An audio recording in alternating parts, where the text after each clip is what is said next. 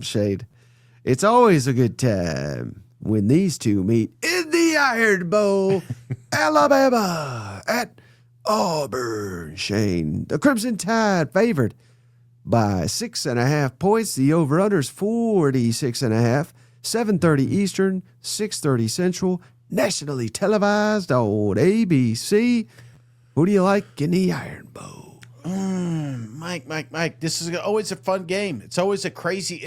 I guess we could say that about a lot of these, but this one in particular always stands out to me because there's been some really bad Auburn teams that won, right? Yeah. And I don't think this is a really bad Auburn team. In fact, I feel like Alabama reeling a little bit, making a few mistakes late in the season, and there is nothing better. There would be nothing sweeter to an Auburn fan than just ruining Alabama's season. Just all their dreams, their hopes, all that shit. Kalen DeBoer just says, F it, I'm going to Penn State. Just really destroy this thing. And I feel like Auburn has that opportunity. They've got some playmakers. They got enough athletes on that field to keep this competitive and hell, even win this game. Let's be honest, man. I feel like after that LSU game, Alabama, the recipe's out there. Now, just because you see a recipe doesn't mean you can whip up a sweet potato casserole like Cousin Shane, but you could, if you practice. And I feel like, I don't know. I went around. I thought maybe this could be an upset, but I feel like Alabama does just enough to win this game. So give me Alabama 27, Auburn 20, 0 confidence. Hey, shout out to Emily Powell. I love this comment. I already feel like a winner just stepping onto the field, knowing Hugh Freeze isn't my coach. War Eagle, beat the hell out of Alabama. Is that what they? Yeah, Auburn fans. What else are we thankful for? Hugh Freeze is not our coach anymore. And shout out Shin, the Master Sparky. My neighbor Dave is a Vol fan, and I had to tell him that although we both underachieved this year, I owed him a congrats that they did something we couldn't. Beat Florida. That was a lot of crow to eat. Yeah. Hell yeah. Thank you for your service. Oh, buddy. Yeah. Buddy. The only reason I think to pick Auburn in this one, is all this damn spookiness. Did you see down there AL.com, they did a story. They're like, is Jordan-Hare, is it truly haunted? Yeah. We aim to find out. Like the ghosts and all this, that, and the other. Injury report. But other than that, I don't know that there's a logical reason. Auburn defense is really good. Yeah. But even the last couple weeks, Vanderbilt and against Mercer, they didn't look that good to me. Mm-hmm. I'm a little concerned that old DJ spending too much time running the whole team. And not that he's doing a bad job, but he's just not as locked in on the defense is what I fear. Because he's he's having to manage the overall operation. Mm-hmm. And Ashton Daniels at quarterback, again, he looked good against Vanderbilt. Vanderbilt defense, not that good.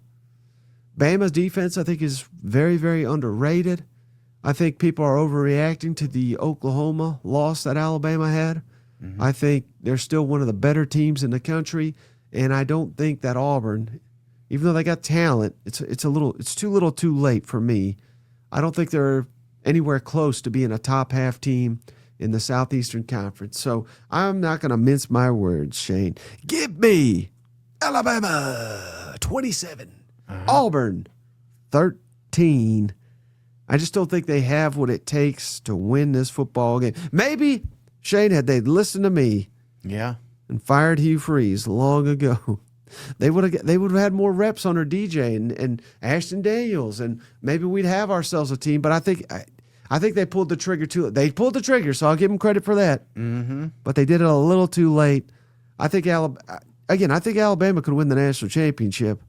Auburn is a 5-win team. You have no business losing this football game. How many bodies are over there? Yeah, that was a rumor, right? Yep. Yeah. I don't know, man. I crazy things happen in that game. That's the crazy part. And I feel like, Mike, coming into this weekend, there's a couple of teams. We're talking Vanderbilt, we're talking Oklahoma, we're talking Alabama, Georgia even. You know, I feel like Ole Miss. There's some teams that on paper you're saying, yeah, they're in. They got this thing.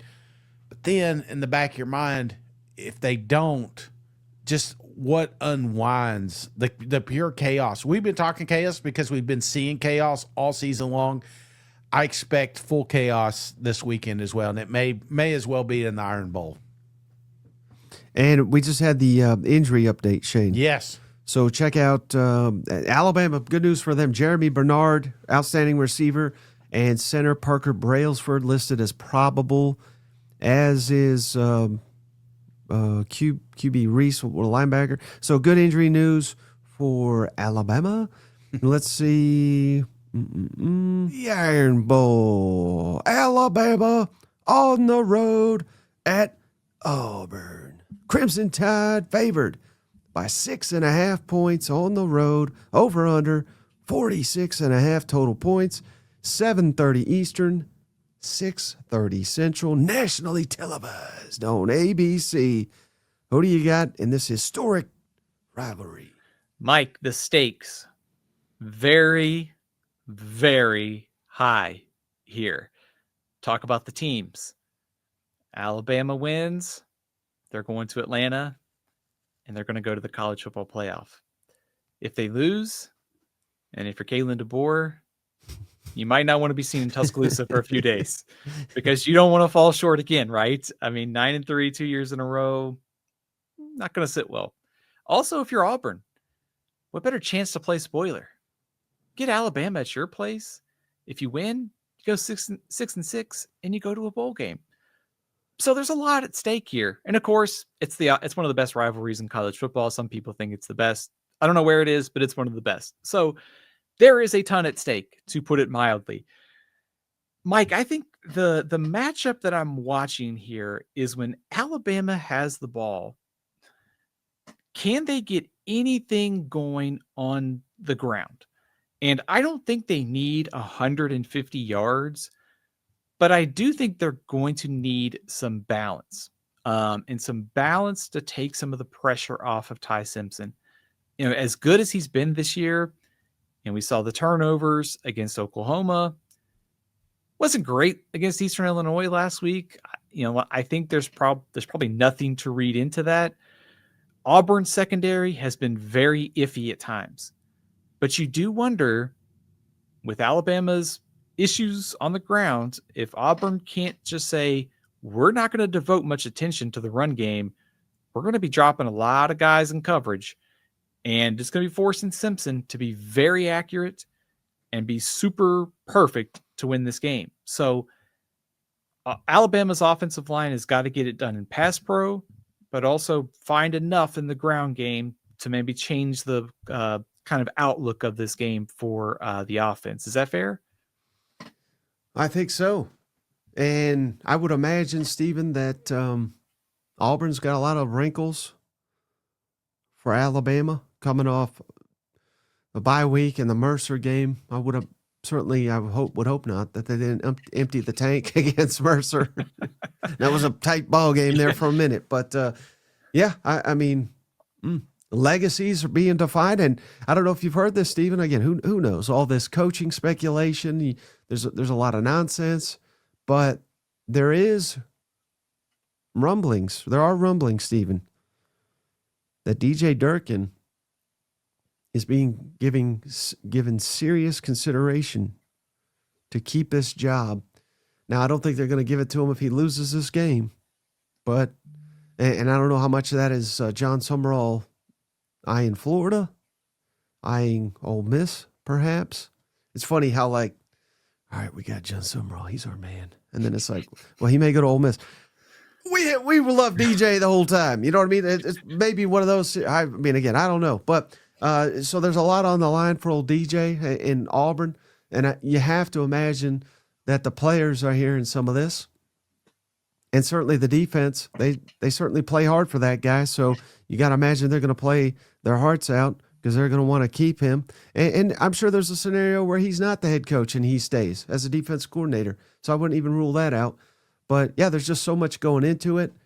And I wonder, Steven, if, I've been thinking about this all week. Losing to Oklahoma, has that changed the narrative of who this Alabama? I mean, before that game, Steven, this was like, oh, this is the best team in the Southeastern Conference. I know they lost to Florida State. That was weird. But, this is the first team ever. They went to Georgia, Steven. They went to Georgia and beat Georgia. First team in history to go 4 weeks in a row, beating 4 ranked teams without a bye in there.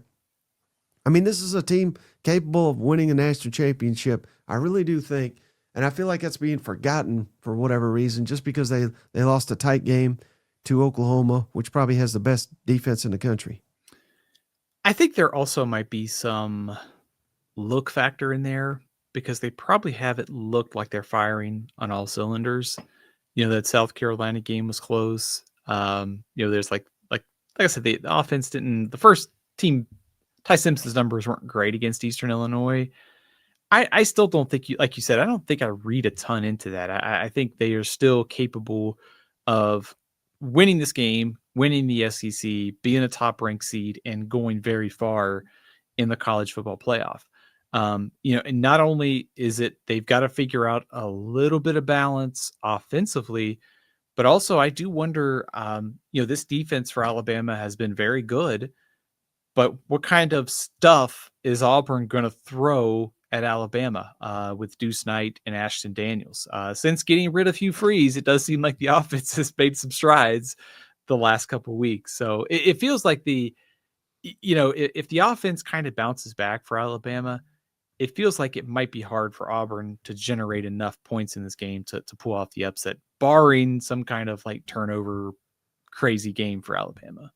What happens if the Auburn's offense, led by presumably Ashton Daniels here, if they look like the version that went kind of up and down the field for a good bit on Vanderbilt? If I could guarantee you that, what would be your confidence level that Auburn could pull this upset?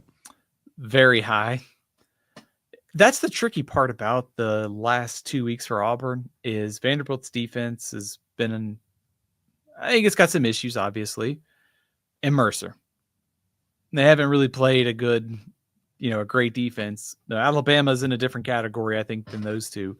And before that, they scored 3 points against Kentucky, 33 against Arkansas with some defensive help. So getting rid of Hugh Freeze seems to have helped, but you also look at those games and go, there's a lot to still be desired against the opponents. And also we don't truly know, I think, what they are. I think you would have blown the Mercer game, Steve. You can't convince me otherwise, but that would have been that's the tendency, right? They would have lost to Mercer, beat Alabama. Are you a buyer into this Jordan Hare's haunted and all this, that, and the other? I think you could make a case it is a very difficult place to play. Hasn't been here lately. Well, right. Yes, what I was going to say is like it's got a mystique about it, but Georgia went in there and won. Missouri won. Even Kentucky won this year. So. But this place will be juiced up on Saturday night, don't you think, for Alabama? Oh, yeah. It'll be a madhouse, but, that'll only take you so far these days. I don't think it can win you a football game against an elite opponent. I really don't. Especially if the offense that played against Kentucky shows up. Now, what about DeBoring? Does he get tight in a matchup like this? I know it's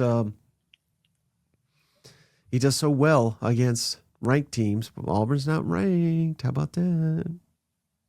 Mikey hasn't done very good in road games against unranked opponents, though, right? Florida State. Exactly. What was it last year? Oklahoma was not ranked. Of course, they lost to Tennessee and they lost. That's right, the Vanderbilt game. So, Mike, I think big game DeBoring is very possible here. They're this close to the doorstep. The rivalry angle to this, the home field advantage for Auburn, it's going to be a very tight game. But I also think that I don't think we see the clunker that we saw against Florida State. I think we'll see a much more focused Alabama team on Saturday. Mm-hmm.